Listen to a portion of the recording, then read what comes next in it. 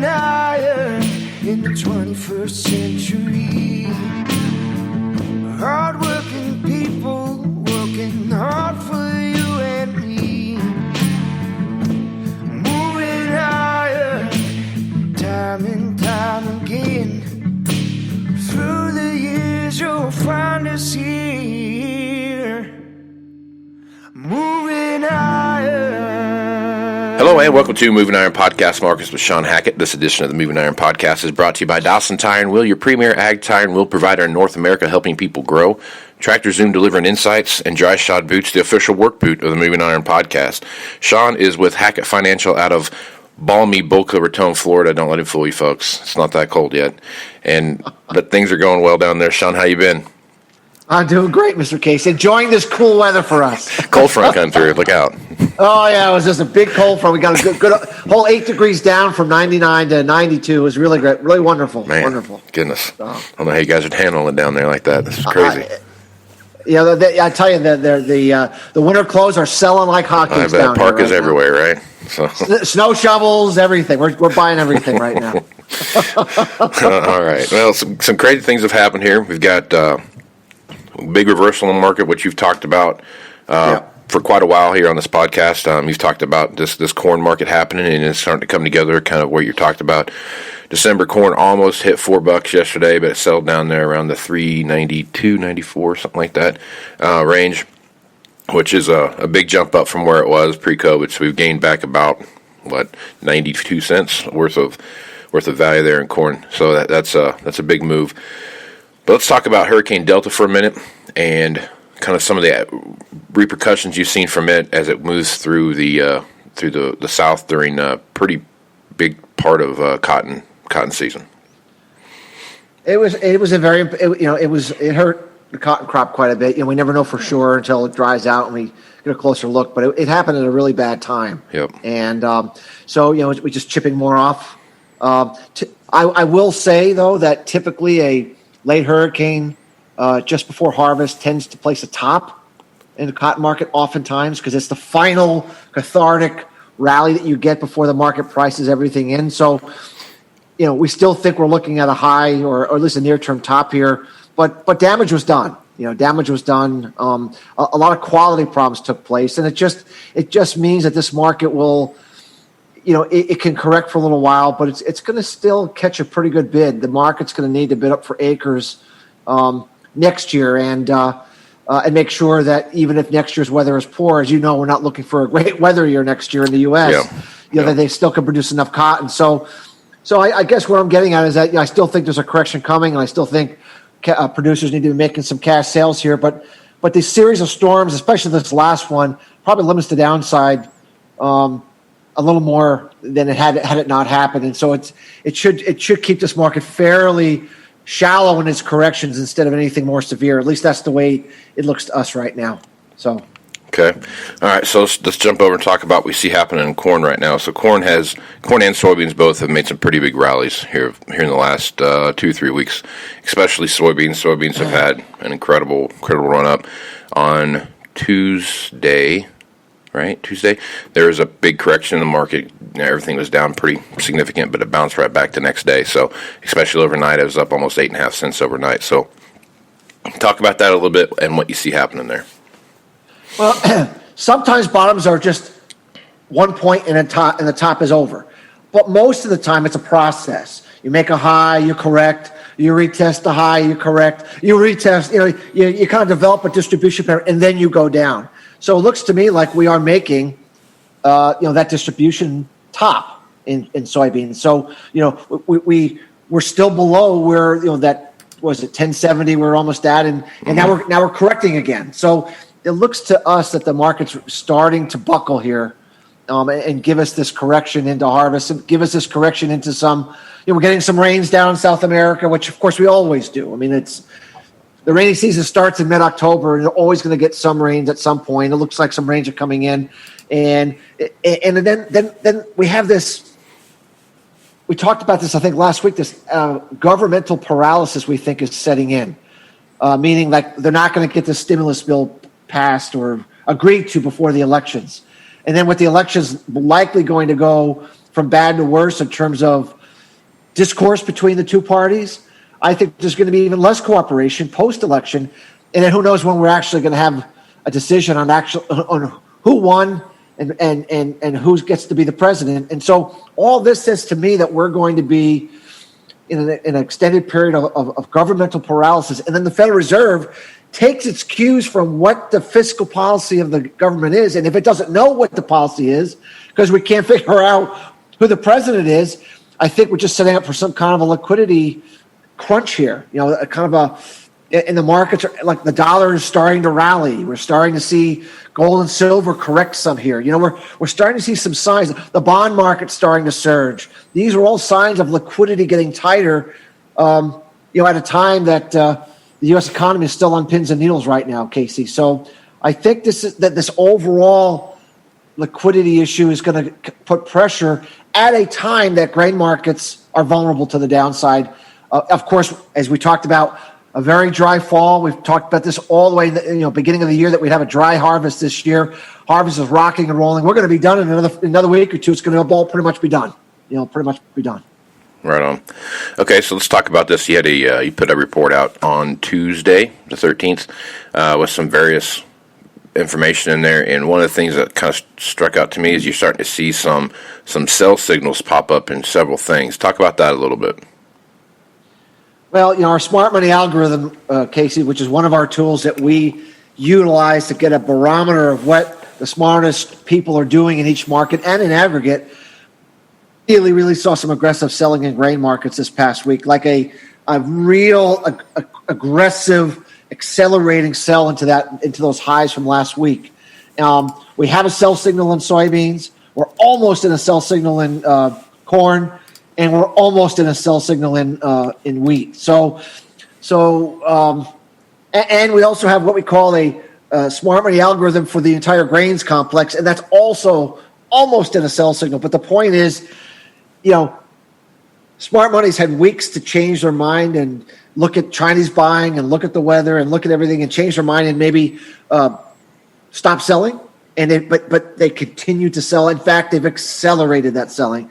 Whenever we've seen that pattern in the past, it continues to be a warning sign that a correction is coming. They see it coming, and who knows why? Maybe the Chinese will cancel some orders out of nowhere and saying that we booked too much, we don't need it all. Maybe it's going to be a chaos during the elections. Maybe it's going to be a strong dollar that that's starting to surge and bring some liquidation to the market, or it's something we don't know. It could be a whole host of these things, but we'd really be cautious right now over the next 30 to 60 days. We just don't think this is a time that one should be too aggressive on thinking prices are going to go higher. We would be cash selling grain that you need to sell, cash selling grain that you can't store. If we were in the livestock business, we'd hold off buying new cash feed right now. We just think this is a time to be protecting to the downside in these markets right now, Casey. Yeah. Okay, so let's talk about this for a minute. So the dry spell that we're seeing is it's we're seeing a widespread dryness. South America is seeing it. We're seeing the Black Sea region. We've talked about that several times. Report you put out back at the first of the month here on the 5th, right around the 5th or so. You're talking about winter wheat and rice, basically. So they kind of ebb and flow, when there's a lack of rice, there's a big run up on wheat. And if there's a lack of wheat, there's a big run up on rice. So you have these two dynamically different crops but they really correlate with each other quite well. With all the stuff that we see happening right now in some key rice growing areas of Asia, especially China and India and those areas where we've had some locust issues, we've had obviously record amount of rain and those kind of things. The U.S. wheat market, again, there's some struggles there, planting back into some dry areas and those kind of things. What's your feel right now? Do you feel like what the reports that we're getting about rice production is off a little bit, and that's going to kind of rally back towards the wheat side, or do you feel like there's going to be a little bit of lack of both, and there's going to be struggles on both sides of that coin? Well, I think so long as we're in a corrective mode in grains and a corrective mode in commodities overall, probably we'll see those markets soften some. I wouldn't say soften a lot, but soften some. But I think the real issue here is that we're setting the stage for a significant rice wheat shortage in 21. Remember, all the dryness in winter wheat is not about today's supply. It's about the supply that will be available in the late spring and the summer of next year. And that sets up an extremely tight situation for winter wheat and other wheat supplies during that time frame. So what's happening now, and one of the reasons that we've been catching such a big bid here, and there's reports all over the place about hoarding, about the Middle East hoarding wheat, Egypt hoarding wheat, the Chinese farmers themselves hoarding wheat because they can see what's going on. They can start to sense that, that there's going to be potentially a shortage coming up, and they're being less willing, even though we have plenty of supply today, those sellers are less willing to sell than they were a year ago. And that's caused some of this rally in wheat. But I would caution, that can go on for a little while, but they're going to get to a certain level. They're going to buy what they need to buy. They're going to stockpile what they need to stockpile. And then they're going to say, okay, for now, we feel good. So think of your household. A hurricane's coming. Well, we better go to the store. We better get some food. You go and you buy a whole bunch of stuff. You bring 2 carts of food home and you go, okay, we're set. We're good now. We can hold off for a little while. We don't need to buy food for a while. I think we're probably approaching a point where some of the stockpiling demand is going to ebb for a little while. And we could see these 2 important markets maybe flatten out and give back some of these price gains just for a little while. That's what it looks like to me. Yep. Yeah, there's so much volatility in the marketplace across the board. I mean, it's all over the place. It's the huge swings. You see a lot of deep V's and big W's that are getting formed on these charts as you take a look at them. All right, Shawn. And what that actually means, Casey, because we're in this volatile environment, you as a producer, you as a livestock producer, or you as a corn producer, you really have to understand that we are going to stay in this volatile environment for the foreseeable future. I don't see the weather becoming less volatile. I think the weather's going to become more volatile. Right. I don't see the monetary craziness going on getting less crazy. I see it getting more crazy. I don't see politics getting, less chaotic. I see it getting more chaotic. So what that means is you're going to have to be hedging these big rises, when they happen, if you're a producer, and buying these big declines as a livestock producer. And that's a good thing. It means you're going to have lots of opportunities to do smart things in this environment, but you have to keep your emotions at bay. You can't get too bullish. Like now, everyone's trying to get everyone, even the media's so bullish now, and I get it, but keep yourself calm. We're not quite at the main show yet. That's coming, but use those periods of optimism and keep your powder dry, keep your ammunition dry when the fear comes back. And believe me, we're not done trading fear. There's gonna be a lot of fear coming going forward, and so this I prefer this environment. This is better for producers, so long as they don't get caught up in it and make sure they sell when it's a good time to sell and they buy when it's a good time to buy, depending on what side of the market they are on. Yep. All right, so let's talk about this real quick. So we've got some livestock markets that have been kind of bouncing around a little bit here and there. We've seen some, the hog markets have done real well. They've rebounded nicely, but they've also had some corrections along the way here in the last couple of weeks. So talk about what you see happening in the cattle and the hog markets. I think right now we've taken care of the packing house issue, but when you look at the pigs report and you look at the cattle on feed report, we're going to have plenty of animals here in the fourth quarter. We're not going to have an animal problem. So it's going to be a demand thing. And at least for cattle, we know domestic demand is really what matters, at least this time of the year. Really, exports are good, and that's helpful, but you gotta have strong domestic demand. Without passing a stimulus bill, one can argue we should or shouldn't, but without passing a stimulus bill, and with the precariousness of our economy the way it is, and even some of the talk about potential lockdowns again in certain states, I'm really worried about beef demand. It's a high price point. Families are still nervous. Even if you kept your job, you're still not feeling comfortable. You won't lose it. Right. I just don't think demand for beef is going to be there to support the cattle market when we know we're going to have a pretty healthy amount of animals looking to come to the marketplace here in the fourth quarter. So I'm not sitting here saying I'm a massively bearish this market, but I do think, we're going to be easing back here. I think prices are going to be under some pressure for a little while until we can clear out this fourth quarter. I think somewhat oversupply based upon the demand that I see coming. Hogs are a little different because exports are far more important. They've been unbelievable, and they've been unbelievable all year. The packing house issue we've kind of addressed.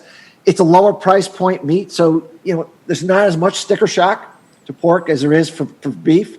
So I think the pork market, the pig market, the hog market can hang in there a little bit better. But at the same time, think about it. We've moved from 50 cents, Casey, to almost 70 on the December contract. It's kind of, we had a 65-cent target for a while when we were, how we were pretty friendly to this market when it was in the low 50s. And I just think it's kind of made the move we were expecting it to see. And with plenty of pigs coming to the market, once again, I just think this is a place that producers should be cash selling some hogs. This is a good price. This price works for hog producers. They're going to stay in business selling at this price level. And remember, once the Chinese are done buying their pork for the holiday season, which is only for maybe they buy for another 30 days or 45 days and they back away, there could be an air pocket on export demand for a little while. So once again, we just think this 70-cent area on the December contract is an awfully good place to make some cash sales as a hog producer. We just don't see the ability for the market to go a whole lot higher, unless the Chinese just keep blowing right through and continue to buy demand into their holiday season. Maybe they will, but I don't think that's a good bet to make right now. And our smart money algorithm for the lean hog market, after being very, very bullish in the summer, they've been selling like crazy, and we are just within a whisker of triggering a sell signal. So I have to be a bear in that market right now, and would think this is a good opportunity for producers to get something, to do some good business when they didn't have a lot of good business to do for the spring and summer. Yep. So. Okay, so let's talk about sugar beet harvest. Full swing right now. There's 5 key sugar beet growing areas in the United States and Canada. And there's a fair amount of activity going on right now. Last year we had a pretty big issue with an early freeze that pretty much zapped every sugar beet growing area. We also had some struggles with sugar cane around the world in India, South America. I mean, there's plenty of places there where we've seen some pretty big issues with sugar cane itself. As you take a look at the sugar market now compared to what you saw last year, what are your thoughts, and do you feel like there's a good opportunity for sugar beet growers and sugar market in general to make a decent run here towards the end of harvest? Well, if you remember, we had a good run up in sugar before the virus hit. Right. And we got into the 15-cent range and then crashed and burned to 10, like everything else during the spring. And then of course, it started to rally like everything. Mm-hmm. And now, we're in that 14-cent range. So it's had a pretty good rally. I mean, up almost 40% from the lows. So sugar prices have made a nice move. And obviously, for sugar beet producers, sugar is in a much better place today than it was 6 or 9 months ago. But without crude oil, crude oil's been stuck at this $40 barrel area, and it just can't seem to get out of its own way here. There's a limitation to how much sugar can run up without getting increased ethanol demand, especially out of Brazil. And so, I think we needed to go higher. I think we had some shortages. We had some reasons that the market needed to go higher, and I think it's done that. But very hard for us to see this market taking out this 14, 15-cent area without the crude oil market making a move to $50 or $60 and getting the ethanol switch over in Brazil, which means instead of making refined sugar, they take the sugar cane and make ethanol out of it, reducing the available sugar supply. Unless that happens, I think there's going to be enough supply to keep this market from going much higher. So yeah, I do think there's an opportunity to sell as a sugar beet producer, given that we've had this big rise in price. And that's good. But I think the upside's limited right now, and I'm not really believing the crude oil market can go much higher until after we get through this election chaos, some of this liquidity crunch that we're talking about, this government paralysis, because crude oil is extremely sensitive to the perception of the economy and extremely sensitive to the stock market, which is once again starting to look weak again, starting to show more reasons it wants to go down, and the dollar rallying. So the answer to your question is, we think this is a good place for sugar beet producers to lock in some prices right now. We think this is a good place. Usually you don't get an opportunity at harvest to do it. Usually Right. we're at the low point now, but we're exactly the opposite. That's a good thing. Right. That's a good thing. So. Yep. It's like that in everything. Everything's like that right now. Corn, Everything's been counter-seasonal this year. Absolutely. Lows in the spring, where normally are higher, and the highs in the fall, where normally lower. It's been the virus kind of screwed everything up this year, and the weather did as well. Yep, absolutely. Absolutely. All right, Shawn, good stuff as usual. If folks want to reach out to you and get some information about what it is you're doing there at Hackett Financial, as well as some sample reports, where's the best place to do that? Our website at Hackett, Hackett, advisors.com. As you know, there's lots of interviews with you and others that we've done. And we just did an hour and 10 interview yesterday with Cute Question and Answer with Real Vision on our thoughts for this grand solar cycle, and especially the next couple of years. And so I think we're going to get that on our webpage here within the next few days. And that might be something that really, if someone's really interested in that topic, which I know many of your listeners are, that might be a good fresh look to take a look at that. It was a pretty good interview with a lot of questions and answers, and went over a lot of things, but it kind of will help clarify, kind of where we're at and where we're going. And of course, at your meeting here in January, we'll really get into it. So. Right.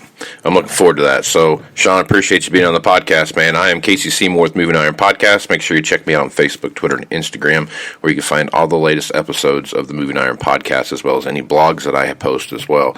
Also, check out movingironllc.com for, as Shawn mentioned there, the Moving Iron Summit that's coming up in Nashville, Tennessee, January 20th through the 22nd. Shawn will be there. He does a great job, and he's going to give a lot of good information to folks about the grand solar cycle. So if you're a dealer of any kind in North America, or the world for that matter, and you want to check this thing out, make sure you hit me up at Moving Iron Podcast at movingironpodcast.com, or you can just go to movingironllc.com and go through the links, and there is a link there that can get you to me, and I will get you all the information about it. Also, check out the Global Ag Network and the great podcasters there.